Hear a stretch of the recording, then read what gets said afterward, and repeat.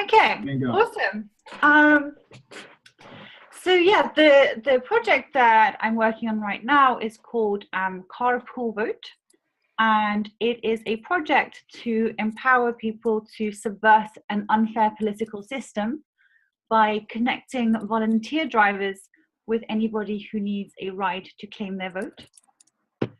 And this was born out of the loss of the complete protection of the Voting Rights Act in 2013. I'm not sure how much you guys know about that already.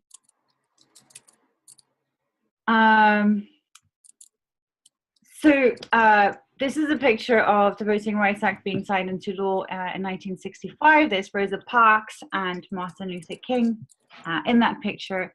And what the Voting Rights Act guaranteed was that there could be no political rules implemented that would result in discrimination against racial and ethnic minorities.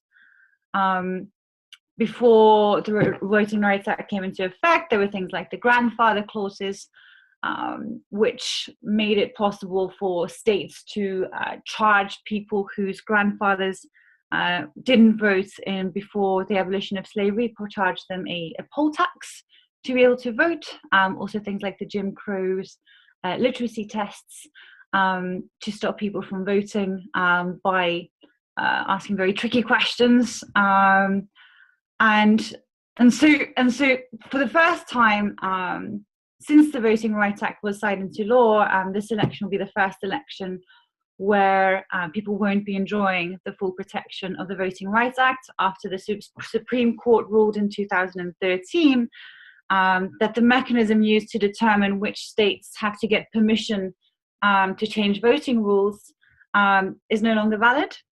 And since this happened, there have been a few changes that have made it more difficult for people of color to vote. These include polling stations closing in predominantly black areas, photo ID rules. Sometimes people have to travel across several counties just to get a photo ID. Shorter early voting, and also shorter voting times on actual polling day.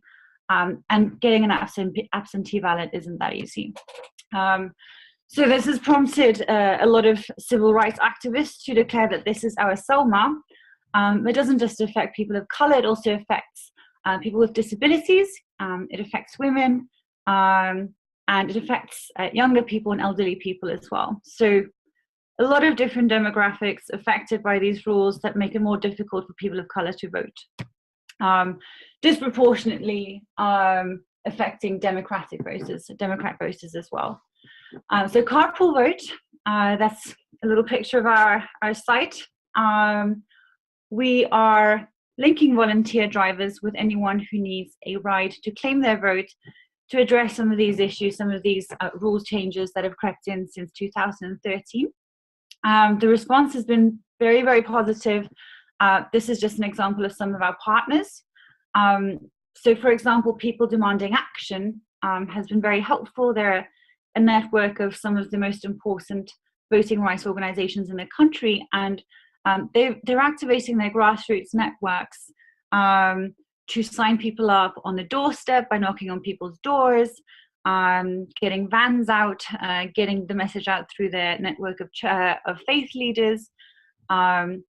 So really moving into the communities that we want to be reaching in a very active kind of way. So it's not just top line. So there's a lot of traction. They're actually going to be feeding data into our system. So they'll be signing people up themselves and then pushing that data into our platform. And so we hope to link people in that way as well. So we've been working with all of these partners to try and help them, to try and make the platform reflect how people are going to be using it. So to make it as useful as possible.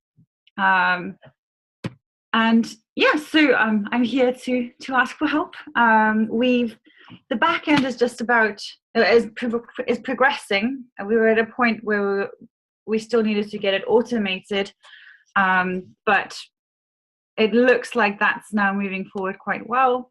The front end still needs some work. We really want to make it accessible for people with disabilities.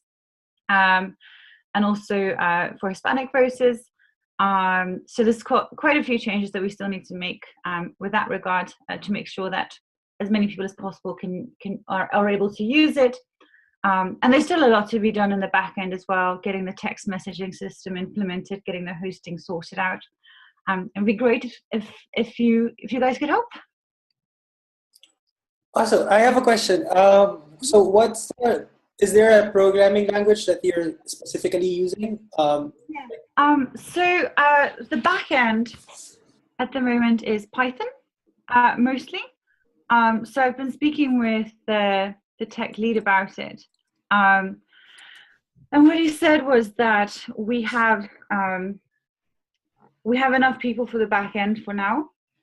I think it's always good to have some backups, but there's basically someone working on everything that needs to be worked on. From what I understand from my conversations with him, I'm not actually a developer myself. Mm-hmm. But Python is the main language. Front end, HTML, CSS, JavaScript,